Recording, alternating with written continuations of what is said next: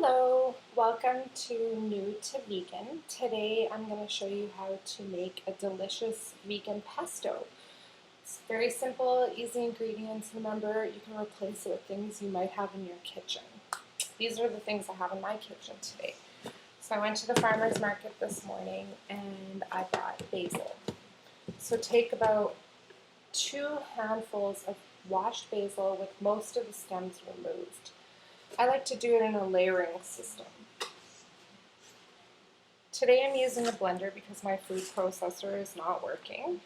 So you can use a blender for this. You know, a lot of people tend to have a blender over a food processor.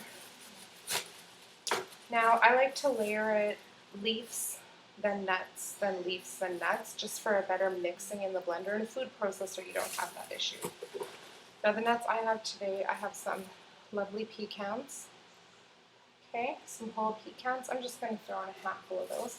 And I also have a couple pumpkin seeds. Now again, if you have almonds, if you have pine nuts, whatever you got, try it out. I've never tried it with peanuts, but hey, you'll never know. Okay, so I'm going to do that. And then I'm going to put my second handful of basil right on top. And kind of compress it a little bit. The liquids that I'll be adding will make this whole mixture go down, okay? I'm also going to put in some cloves of garlic. I'm using about 4 cloves here, but feel free to use more if you like it more spicy and less if you're not really into the spiciness. This is another recipe that has some raw garlic in it, really good for you. So I'm just going to chuck that right on top. Okay. Another thing I'm using is lemon.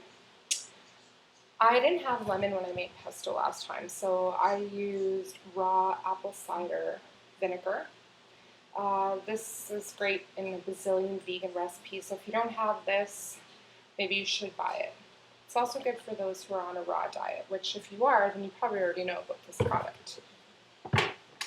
So I'm just going to cut the lemon and squeeze it right in. I'm just going to do the first half. Make sure to catch any seeds that might fall in, which one just did. The lemon or the apple cider vinegar, both items keep the recipe green. I always drop in a million little seeds. One more, I got to fish out.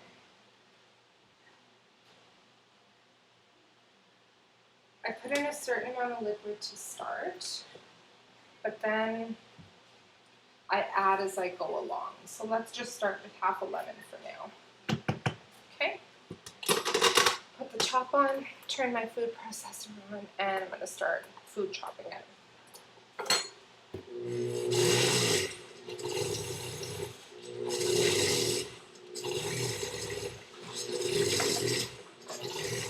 So it's going, I'm going to start pouring in the olive oil portion of it.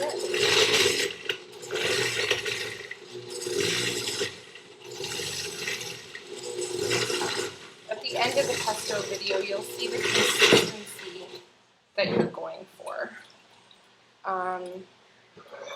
You can make it a more watery consistency if you want. That's okay. I end up always having to put in a little bit of extra oil. This is my man help, Sheldon. Sheldon, I waved. Can you come do this for me? I gotta go blow my nose. I have. Okay, no one wants to know. Usually he takes all my containers for me, but right now he has more important things to do, so I'm just going to open this. I go through this oil fairly quickly, considering I use it in all my cold recipes. So let's try that again. Probably not a good idea to stick my knife in there. I'm going to stop it and just add some more nuts. So this recipe is about just the ingredients that I'm going to post for you. Is just continuously adding ingredients until it gets to your desired consistency. Okay? I'm going to throw in a splash of vinegar now. This is great to make it less thick at the end. If it's too thick, just put a splash of apple cider vinegar in there. It's already starting to mush up at the bottom there, which is great. Whew, I'm sweating. It's a hot one out there today. So in a lot of pestos, even though people don't know this, there's usually a cheese portion, usually ricotta or parmesan or sometimes even a goat's cheese.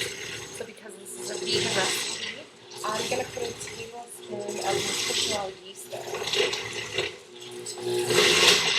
Nutritional yeast is a cheesy-like substance, and it's also salty, so there's no need to add any salt after this.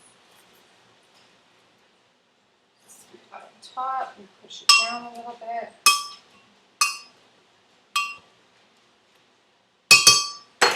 Add another splashings of oil just to get it all going. Remember, this is good fat, not bad fat, so it's okay for you.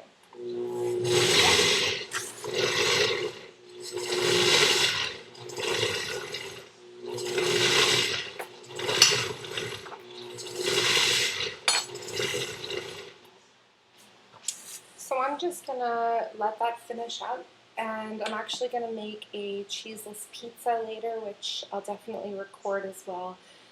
I'll show you a pesto I made the other day and what the consistency should look like at the end, but for a review of the ingredients, it was about 2 handfuls of basil.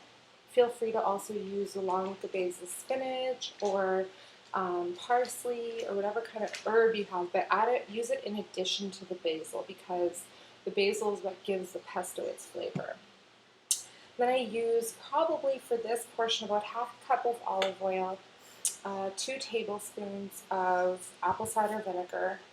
I'm going to use an entire lemon by the time I'm finished. I've only used half so far.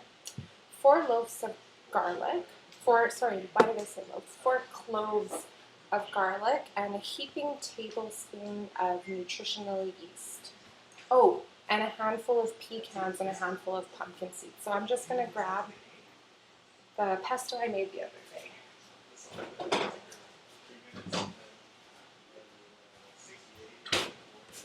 And this is where keeping your jars comes in handy, okay?